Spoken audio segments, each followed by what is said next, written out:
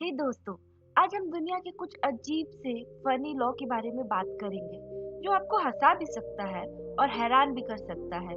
इन loss का purpose भी कभी-कभी समझना मुश्किल होता है, बट ये एक्चुअली एग्जिस्ट करते हैं। तो क्या आप रेडी है एक्सप्लोर करने के लिए? सबसे पहले बात करते हैं सिंगापुर के फेमस च्युइंगम बैन के बारे में। यहाँ च्युइंगम चबाना और उससे कूड़ा फैलाना ऑलमोस्ट कम्प्लीटली बैन है। 1992 में ये लॉ इंट्रोड्यूस किया गया था क्योंकि वहाँ के पब्लिक ट्रांसपोर्ट और फुटपाथ पर इतने ज़्यादा च्युइंगम फेंके हुए मिलते थे कि सिंगापुर ने नया रूल निकाला।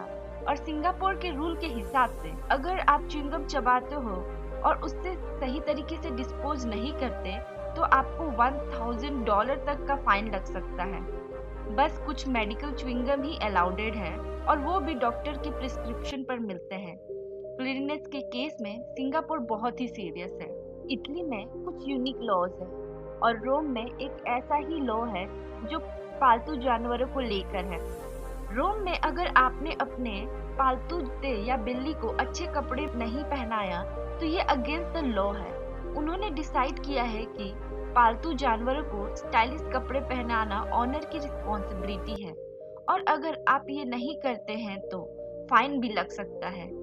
इटली में ये माना जाता है कि पेट्स को भी कंफर्ट और थोड़ा स्टाइल देना जरूरी है, स्पेशली विंटर्स में। सो अगर आप रोम जाते हैं और अपने डॉग को ले जाते हैं तो स्टाइलिश कपड़ा पहनाना बिल्कुल भी मत भूलिएगा। स्विट्जरलैंड का अगला लॉ आपको और भी सरप्राइज कर देगा। यहाँ कुछ अपार्टमेंट बिल्डिंग्स में रात के वक्त टॉयलेट फ्लश करना मना है। स्विट्जरलैंड में नॉइज पोल्यूशन को लेकर काफी स्ट्रिक्ट लॉज हैं और रात के टाइम लाउड नॉइज से किसी को भी डिस्टर्ब करना इलीगल माना जाता है। कुछ बिल्डिंग में फ्लश की आवाज को भी डिस्टर्ब समझा जाता है, इसीलिए कुछ जगह रात के फ्लश यूज करना एकदम मना है।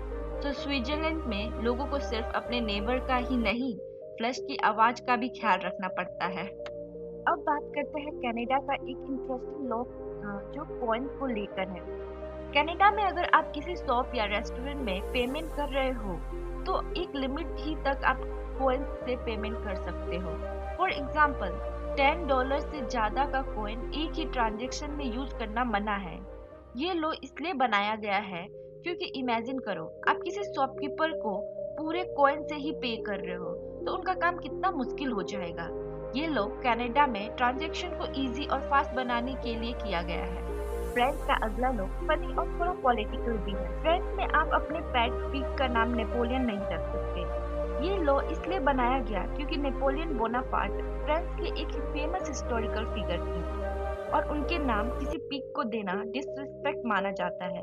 तो अगर आपका फेवरेट नाम नेपोलियन है और आप फ्रांस में हैं तो किसी भी पिग को ये नाम मत दीजिए। तो दोस्तों, ये थे कुछ दुनिया के सबसे वियर्ड लोग। क्या आपको लगता है कि ऐसे लोग इंडिया में भी होते तो लाइफ कितनी अलग होती? आपका फेवरेट लोग कौन सा था? कमेंट में जरूर बताओ। और ऐसे ही इंटरेस्टिंग और क्रेजी फैक्ट्स के लिए लाइक और सब्सक्राइब करना मत भूलना।